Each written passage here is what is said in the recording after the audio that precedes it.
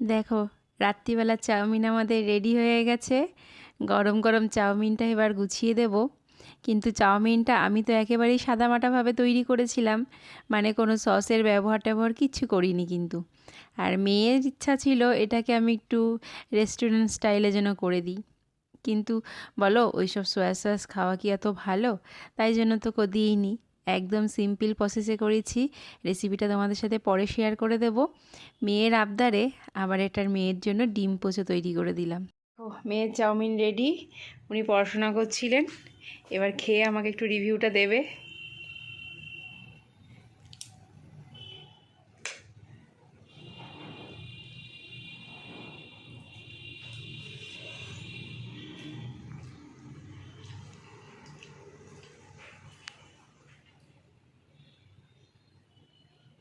ভালো আছে?